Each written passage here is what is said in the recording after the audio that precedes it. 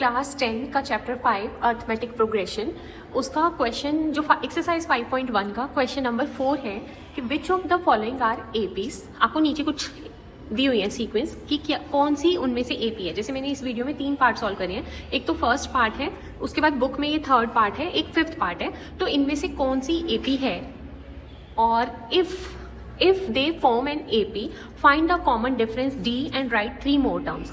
अगर कोई भी AP है तो उसका common difference D find out करो एंड अदर 3 जो टर्म्स है, नेक्स्ट 3 टर्म्स हैं वो हमें फाइंड आउट करनी है। क्वेश्चन ये है आपका। अब फर्स्ट पार्ट है जिसमें 2, 4, 8 और 16 ये टर्म्स दी हुई हैं, तो हमें चेक करना है कि क्या ये AP है। तो AP को चेक करने के लिए हम पहले तो ये देखते हैं कि उनका कॉमन डिफरेंस अगर सेम है तो वो AP है। जैसे इसकी फर्स्ट टर्म तो A1 जिसको हम A भी लिखते हैं, दैट इज 2।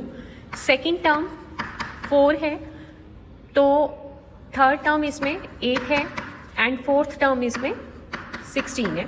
हम D फाइंड आउट करेंगे। D कैसे फाइंड आउट करेंगे? सबसे पहले तो A2 माइनस A1 करेंगे जो कि 4 माइनस 2 और इसका आंसर है 2। In the same way we can find out A3 minus A2 जो कि है 8 माइनस 4, दैट इज 4। आप देख सकते हो यहीं पे चेंज हो गया हमारी D की वैल्यू। A2 माइनस A1 की बात करें तो 2 आ रहा है। A3 माइनस A2 जैसे 8 माइनस 4, ये 4 आ रहा है। इन द सेम वे 16 माइनस 8 आएगा। तो यहाँ पे कॉमन डिफरेंस ही सेम नहीं आ रहा। अगर इतना बहुत है, आप और भी लिख सकते हो A4 minus A3 that is 16 minus 8 is equal to 8। तो अब यहाँ पे कॉमन डिफरेंस आ रहा है 2, 4, 8 जो कि सेम नहीं है। It mean this is not an AP। आप लिखोगे since common difference is not same,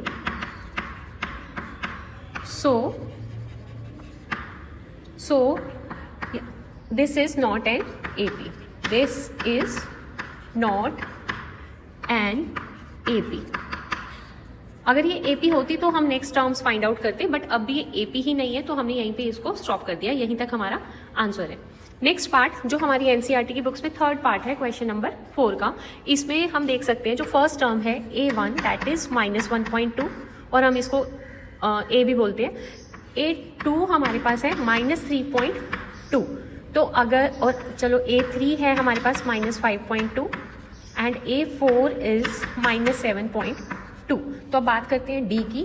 D is equal to A2 minus A1, तो वो होगा -3.2 -1.2।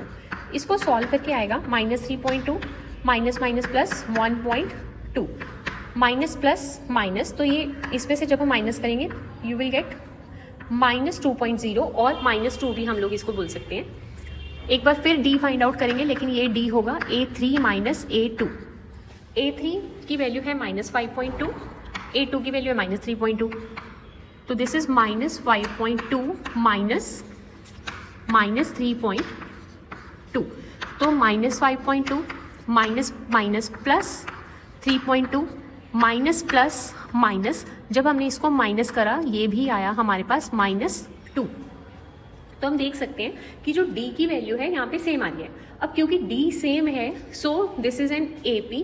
अब अगर ये AP है तो इसकी नेक्स्ट 3 टर्म्स हमें फाइंड आउट करनी है, जैसे A1, A2, A3, A4। तो अगर हम इसकी नेक्स्ट टर्म्स फाइंड आउट करें, ये क्वेश्चन हम बाद में करेंगे, इसके नेक्स्ट अगर इसी का नेक्स्ट हम करें, since common difference is same,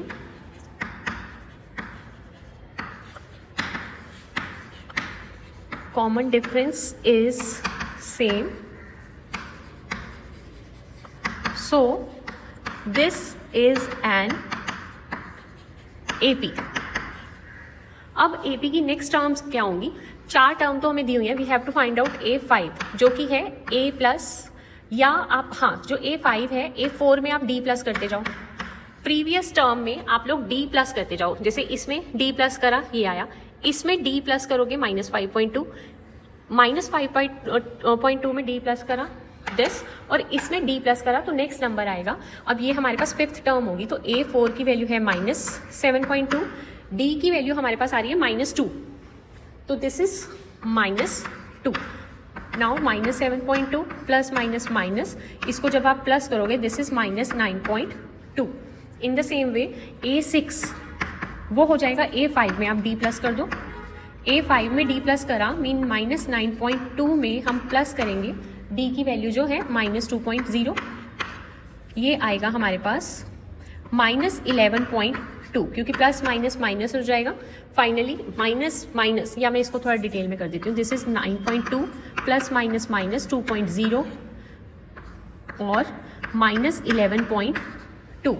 A5 आ गई, A6 आ गई, A7 भी क्या होगी, A6 में आप प्लस करोगे A6 प्लस D तो -11.2 प्लस D की वैल्यू है -2.0 और you can say -11.2 plus minus minus plus minus minus और ये वाला माइनस माइनस प्लस, तो यहाँ पे आएगा -13.2. इसी वे में आप A8 भी फाइंड आउट करोगे. A5, 6, A7 एंड A8 जो आप लोग खुद कर सकते हो इसके बाद. तो ये हमारा फोर्थ क्वेश्चन के मैंने 2 पार्ट करे हैं, जिसमें एक फर्स्ट पार्ट में ये AP थी नहीं तो कॉमन डिफरेंस सेम नहीं था, तो this is not an AP. Third part जो मैंने करा इसमें कॉमन डिफरेंस सेम आ रहा था, तो उसके बाद क्योंकि वो AP हो गई, कॉमन डिफरेंस सेम आ रहा है, तो मैंने उसकी नेक्स्ट 3 टर्म्स मैंने फाइंड आउट करी है. यस, क्वेश्चन में भी 3 टर्म्स है, तो हम 3 टर्म्स फाइंड आउट कर चुके हैं. A5, A6, A7. अगर ये कहते हैं नेक्स्ट 4 टर्म्स फाइंड आउट करो तो आपको A8 भी फाइंड आउट करनी होती, बट अभी हमारा आंसर यहीं तक है, A7 तक, दैट इज -13.2. क्वेश्चन 4 जो 5.1 एक्सरसाइज का है हमारे मैथ्स बुक में, उसी का ही अदर पार्ट्स, नेक्स्ट पार्ट जो है वो बता रही हूँ. क्वेश्चन ये था हमारा, which of the following are APs, if they form an AP then find the common difference D and write 3 more terms. पहले तो चेक करना है कि कौन सी AP है, और अगर वो AP है तो आपको कॉमन डिफरेंस फाइंड आउट करना है और उसकी नेक्स्ट 3 टर्म्स हमें फाइंड आउट करनी है. तो 6th पार्ट है, इसमें हमें A कितना दिया हुआ है 0.2, जिसको हम A1 भी बोलते हैं. A1 is equal to A 0.2 and A2 is equal to 0.22, A3 is 0.222. तो आप यहाँ पे अगर मैं इसको साइड में A2 माइनस A1 कर रही हूँ तो वो आ रहा है 0.22 माइनस 0.2. जब इसको आप माइनस करोगे you will get 0 this 0.02. In the same वे अगर मैं करती हूँ A3 माइनस A2 तो ये हो जाएगा 0.2222 माइनस सॉरी A3 है हमारे पास 0.222 माइनस A2 की वैल्यू है 0.22. ये जब मैंने माइनस करा तो हमारे पास आंसर आया 200 दिस. तो हम यहाँ पे देख सकते हैं कि जो कॉमन डिफरेंस यहाँ पे मैंने लिया A2 minus A1 this is 0.02, A3 minus A2 लिया 0.002, तो कॉमन डिफरेंस ही सेम नहीं आ रहा, तो it mean this is not an AP. आप लिख दोगे this is not an AP. Since common difference को हम ये भी लिख सकते हैं, since D is not same so this is not an AP. इसको आप इसमें भी लिख देना.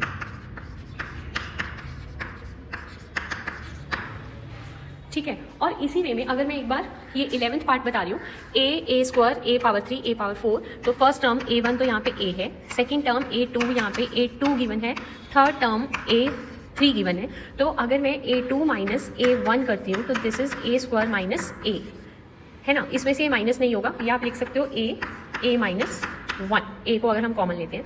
इन the same way A3 minus A2 this is A3 minus A2. अगर हम A3 इसमें से A स्क्वायर कॉमन आएगा, अंदर बचेगा A माइनस 1. अगेन यहाँ पे D कॉमन नहीं है, और सॉरी D सेम नहीं है. यहाँ पे A माइनस 1 है, यहाँ पे A square into A minus 1 है, तो value of D is not same, this is not an AP. तो इसका भी आंसर होगा कि ये AP नहीं है. बट इसी का 8th पार्ट है जिसमें first term A1 which is A is equal to -1/2, A2 is equal to again -1/2, A3 भी 1/2 है, सारी टर्म सेम है. तो आप देख सकते हो जो वैल्यू ऑफ D आएगी, अगर मैं A2 माइनस A1 करूँ तो सेम नंबर में से मुझे माइनस करना है, मतलब सेम नंबर्स को माइनस करना है, -1/2 में से माइनस करना है -1/2, तो ये 0 ही आएगा. सेम नंबर को आप सब्ट्रैक्ट कर रहे हो. फिर मैं D फाइंड आउट कर रही हूँ A3 में से A2, वो भी A3 की वैल्यू भी -1/2 है, A2 की वैल्यू भी -1/2 है. दोनों को हम सब्ट्रैक्ट कर रहे हैं, आंसर क्या आ रहा है 0. यहाँ पे हम देख सकते हैं कि D की वैल्यू क्या आ रही है 0. It mean this is an AP. Since D is same, since value of D is same, so this is an AP. अब अगर AP है तो इसकी नेक्स्ट 3 टर्म्स क्या होंगी, तो आप इजीली देख सकते हो. ये fourth, first second third fourth, तो हमें फोर्थ टर्म में अब डी प्लस करना है। इसमें हम डी 0 प्लस करेंगे। A5 के लिए, A5 के लिए A4 में हमें D प्लस करना है। A4 है -1/2, D की वैल्यू आपकी आ रही है 0, तो this is -1/2, mean fifth term भी हमारे पास क्या होगी, -1/2। सिक्स टर्म होगी A5 में D प्लस कर दो, तो ये भी हम 0 प्लस कर रहे हैं, तो A6 की वैल्यू भी यही रहेगी। इन द सेम वे A7, वो A6 में D प्लस होगा, -1/2 में 0 प्लस होगा, mean -1/2 is the answer. Mean सारी टर्म सेम ही चलेंगी इसमें। यहाँ पे आप देख सकते हो -1/2, -1/2, -1/2, -1/2, तो नेक्स्ट भी -1/2 ही आएंगी। फोर्थ क्वेश्चन का 12th पार्ट है। First term A1 A is equal to √2 है, सेकेंड टर्म √8 है, थर्ड टर्म √18 है, एंड फोर्थ टर्म √32 है। अब दिखने में तो ये लग रहा है कि ये AP नहीं है, क्योंकि अगर मैं √8 में से √2 माइनस करूंगी वो माइनस नहीं होगा आपके अकॉर्डिंग। अगर और A3 है, √18 में से √8 माइनस नहीं होगा। लेकिन अगर हम ध्यान से चेक करें, इसको पहले सॉल्व करें और फिर माइनस करें, जैसे √2 तो √2 ही रहेगा, लेकिन 8 का अगर हम रूट फाइंड आउट करते हैं, 8 का रूट होता है स्क्वायर रूट, 2 4 8, 2 2 4, तो 2 1 2, पेयरिंग हो रही है इस 2 की, तो इसका आंसर आता है 2√2। ये आप लोग प्रीवियस क्लासेस में कर चुके हो, तो इसमें होगा √8 का जो आंसर है that is 2√2। In the same वे अगर आप 18 का रूट फाइंड आउट करते हो, 3 6 18, 3 2 6, 3 की पेयरिंग हुई तो ये रूट से बाहर आया और ये स्क्वायर रूट के अंदर रहा, this is 3√2। In the same way whenever you find out the root of 32 you will get 4√2। तो अब हमारे पास A1 की वैल्यू √2 है, A2 की वैल्यू 2√2 है, A3 इज 3√2, A4 इज 4√2। तो हमें फाइंड आउट करना है D which is A2 minus A1, या हम लिख सकते हैं 2√2 माइनस √2। अब इसका तो 2√2 में से इसके आगे कुछ भी नहीं है, इट मीन यहाँ पे 1 है। 2√2 माइनस 1√2 इज इक्वल टू 1√2, जिसको हम लोग √2 बोलते हैं। अगेन D में फाइंड आउट करूँ which is A3 minus A2। A3 की वैल्यू है 3√2 माइनस A2 की वैल्यू 2√2, 3 माइनस 2 1 √2, जिसको मैं √2 लिख सकती हूँ। अगर आप A4 माइनस A3 करोगे, 3√2 मीन 4√2 में से 3√2 माइनस करोगे तभी भी 1√2 या √2 आएगा। Value of D is same, so it's an AP। Value of D is same, it's an AP। अगर ये AP है तो नेक्स्ट टर्म्स हमें क्या फाइंड आउट करनी पड़ेंगी, आप लिख सकते हो यस